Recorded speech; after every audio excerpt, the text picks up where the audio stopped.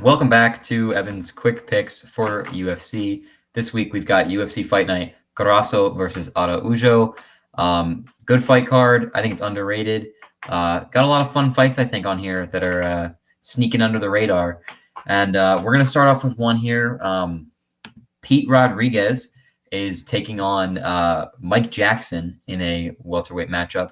I think this one's easy. The odds tell the story here. I think Pete Rodriguez has got this one in the bag. I don't think Mike Jackson is really a UFC caliber fighter. Rodriguez is 12 years younger. He's got knockout power. He's going to throw a lot more strikes. He's going to land a lot more strikes. This fight's going to end quick. I think this is smart on the UFC, honestly, putting a fight like this to start the night. I think this is almost guaranteed to be a Pete Rodriguez finish by knockout. And, that's going to get the crowd into the card, or I think it's at the Apex, actually. So not the crowd, but it's going to get the fans into the card. Good way to start off the night. But yeah, I'm going to give me Pete Rodriguez here by knockout.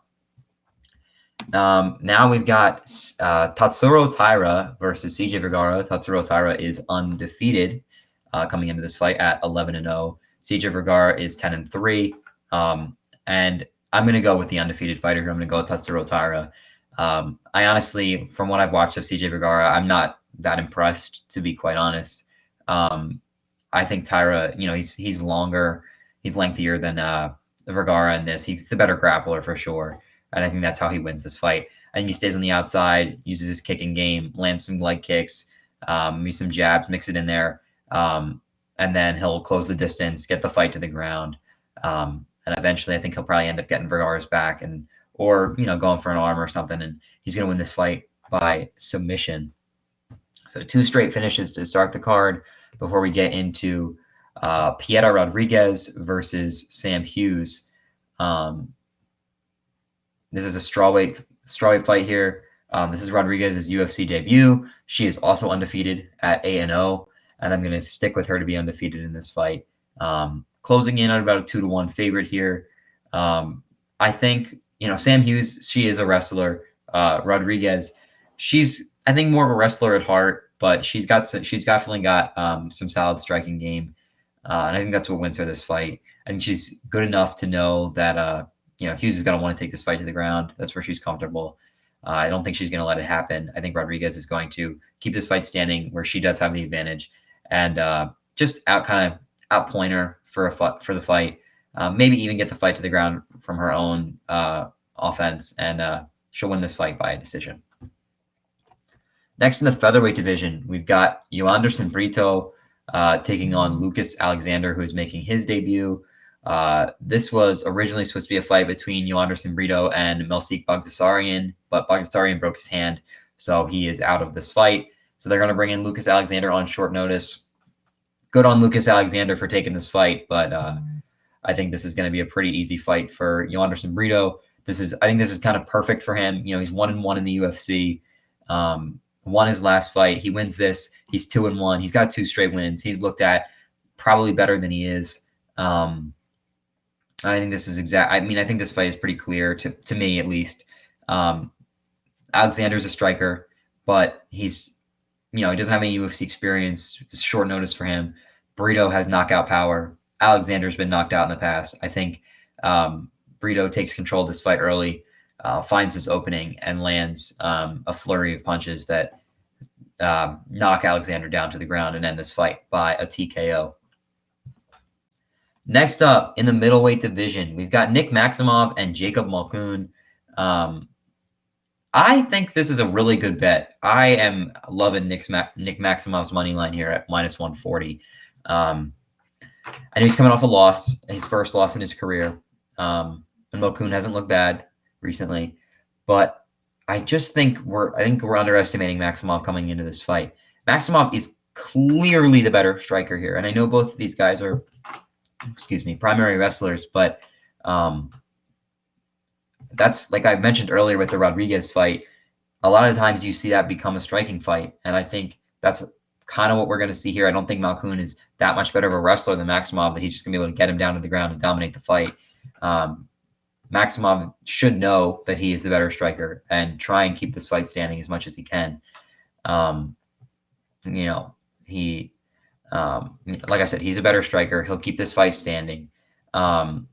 And he's going to win this fight by a decision. And I think actually because of how much better of a striker he is, this is just going to be an impressive fight, I think, for Maximov. Lands the strikes in rounds 1 and 2. Tires Jacob Malkoon out. And then at the end of the fight, he lands that fight-sealing takedown that really cements the victory for him. And he wins this fight by a unanimous decision. Now, a fight, I think, this is an exciting one to look at.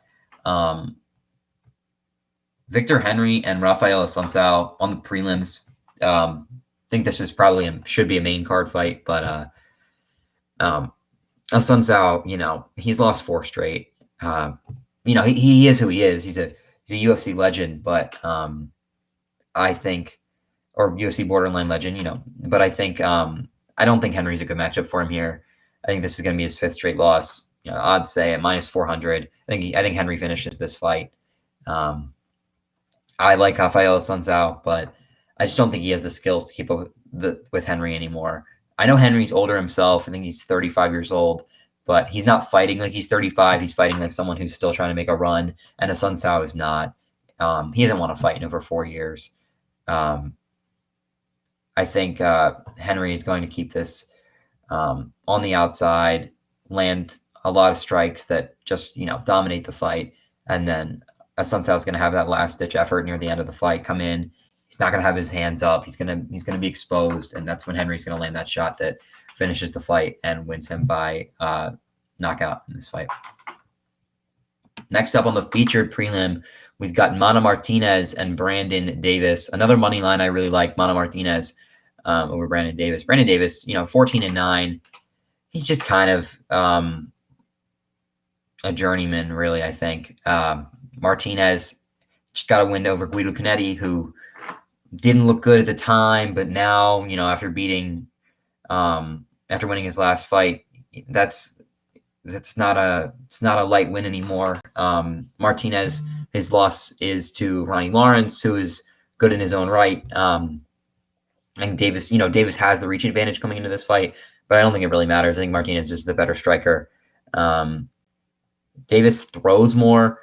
This is a stat I saw. I saw that Davis, he throws more, but he lands at a 35% clip to Martinez's 51. So Martinez lands. He's a much more efficient striker than Davis, and the numbers back it up. And I think that's what we see here.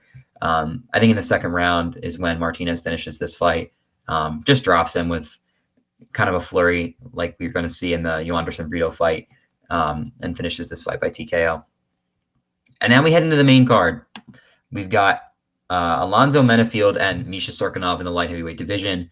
I'm going with Alonzo Menifield here. Cirkunov, I feel like this is a last-ditch effort to save his career, honestly. He's lost 3 in a row. He's moving back up to light heavyweight.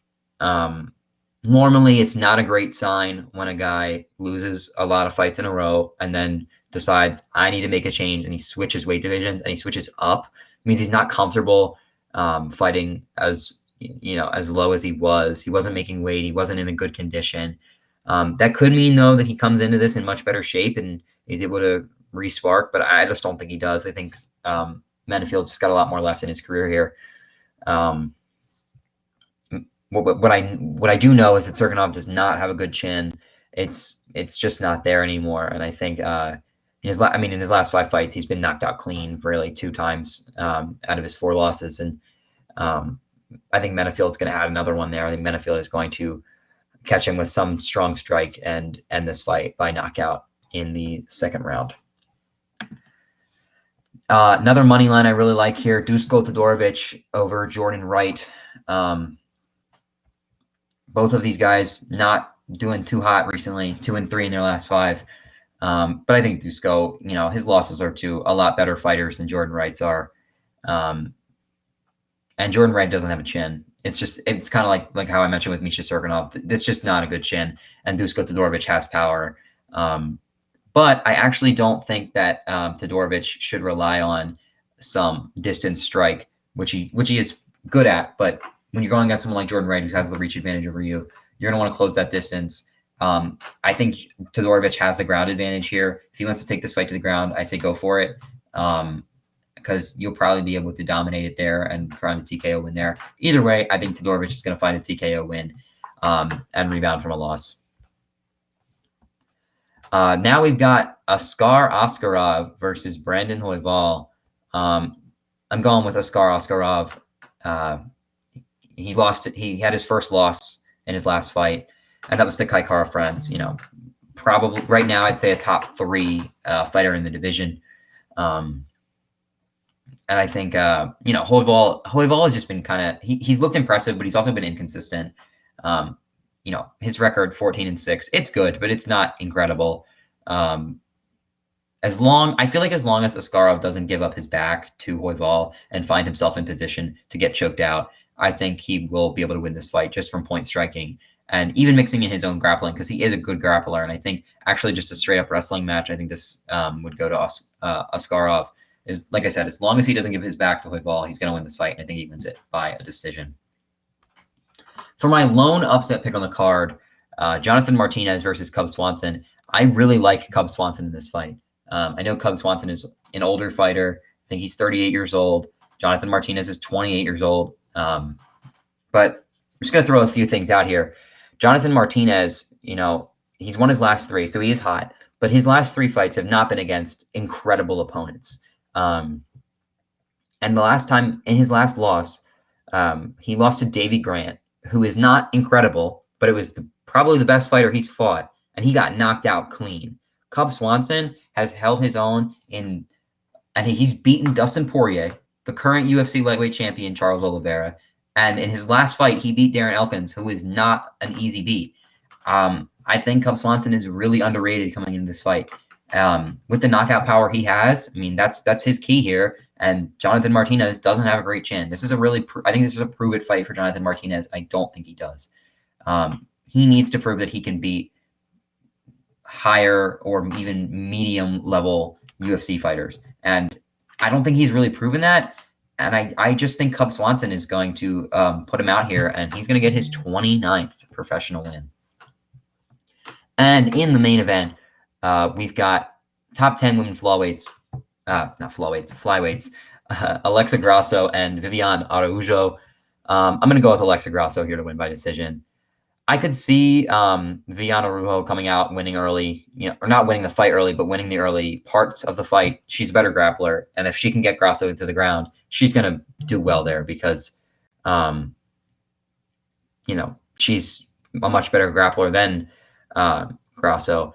But I don't think she's going to finish Grasso there, and I think that's going to be the issue. And I don't think she's going to be able to keep it up for like the majority of the fight. The later rounds, I feel like, are going to go to Alexa Grasso. I think she will use that striking that Araujo is not going to be able to counter, and she will win this fight by a decision. And she might now be set up for a either a number 1 contenders fight or a fight with a top 3 contender. So those are my picks for this week's UFC card. Next week, big week, UFC 280. I will be right back to make a prediction video for that. Thank you all for watching, and lock these picks in.